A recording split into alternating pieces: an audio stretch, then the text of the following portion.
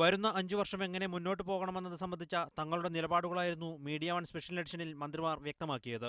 ജനത്തിനുമേൽ നികുതി ഭാരം അടിച്ചേൽപ്പിക്കാതെ സർക്കാർ പണം കണ്ടെത്തുമെന്ന് ധനമന്ത്രി ടി.എം. തോമസ് ഐസക് പറഞ്ഞു.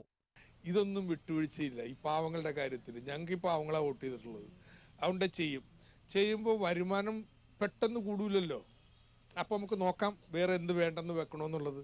അഴിമതിയോട് ഇഞ്ചോടിഞ്ച് പോരാടുമെന്ന് തദ്ദേശ സ്വയംഭരണ വകുപ്പ് മന്ത്രി കെ.ടി. ജലീൽ വ്യക്തമാക്കി. അഴിമതി ഒരു നിലക്കും ഈ സർക്കാർ വെച്ച് പൊറുപ്പിക്കില്ല.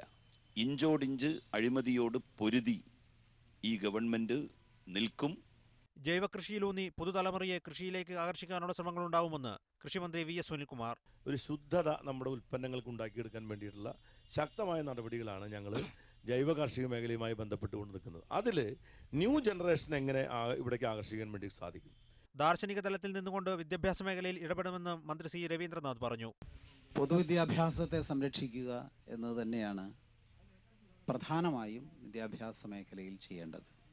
മെച്ചപ്പെടുത്തുക എന്ന് മാത്രമല്ല, ആധുനികവൽക്കരണത്തിലൂടെ അതൊരു അന്താരാഷ്ട്ര തലത്തിലേക്ക് എത്തിക്കുക എന്ന ലക്ഷ്യം പോലും ഉണ്ട്.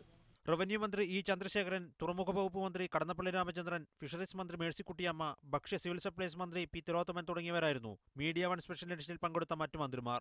News desk media one.